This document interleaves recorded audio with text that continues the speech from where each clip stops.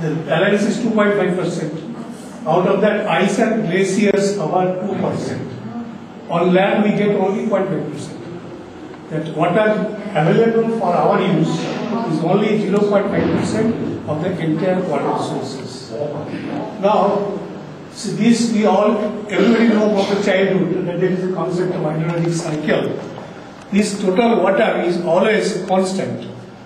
But because of the natural cycle of hydrologic cycle, that water from the ponds, rivers, sea, it will go up, form cloud and ultimately come down as a precipitation.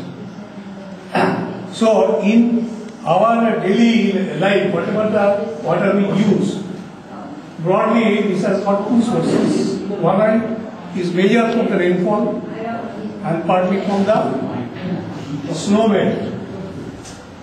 This entire water is available through rivers, streams, lakes and ponds in our area.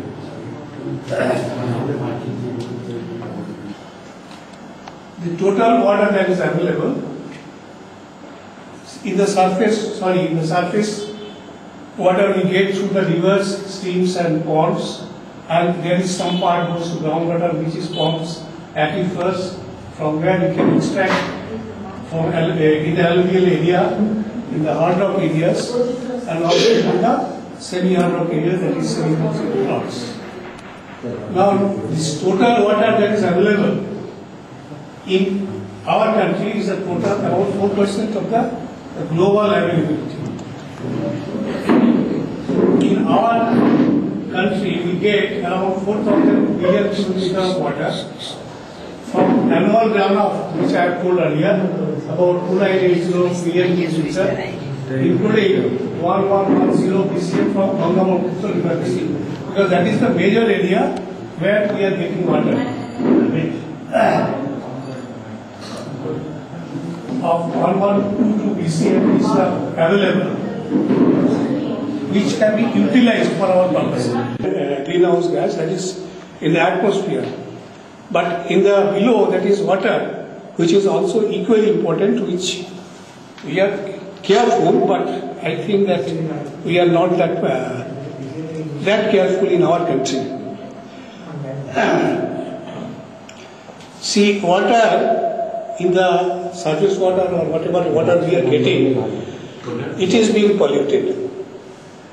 Polluted because you see in the water, let us explain that in water there is a dissolved oxygen which is required for the plants to survive. This is called that DO or the oxygen demand. Now from this there is a BOD, what we know as biochemical oxygen demand, which is also a very, very important indicator to indicate how pollute water is. Because if the BOD goes below normal, there will be no survival of species. If it goes up, microorganism that will survive and go on multiplying. Our intention is not to allow microorganisms to multiply. COD is also another indicator which indicates that chemical oxygen demand, that is amount of oxygen required to chemically oxidize the wastewater. Whenever there is a wastewater, it is necessary.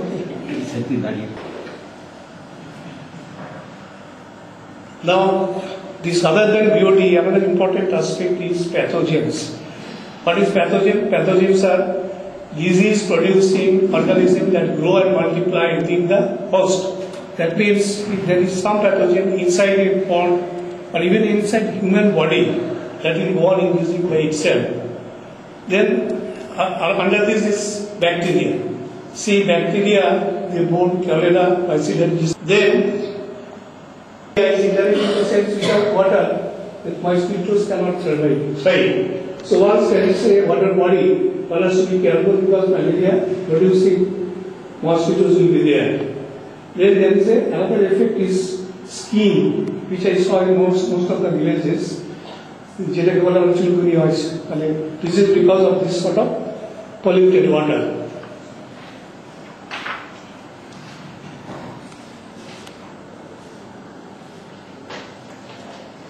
Nutrients is the chemicals such as nitrogen, phosphorus, carbon, sulfur, calcium,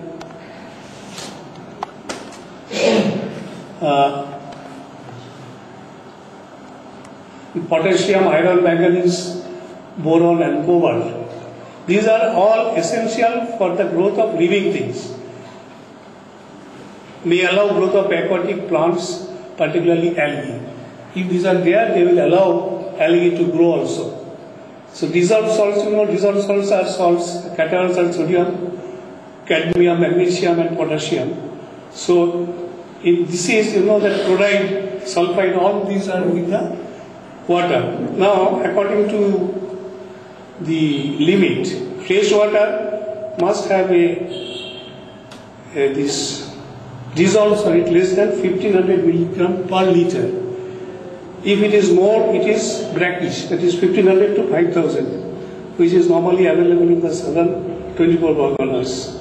And then saline water is more than 5000 milligram per liter, and seawater has got 30,000 to 34,000 milligram per liter. It is salt content. This is thermal pollution. In the plant, from the plant, sometimes the hot water is released to the nearby pond or river or any water body. This causes, again, increase the temperature of that water body, which may ultimately affect the available species. By plants, you mean industrial plants? Yeah, industrial plants. Because when there is a boiler or thermal plant which pollutes.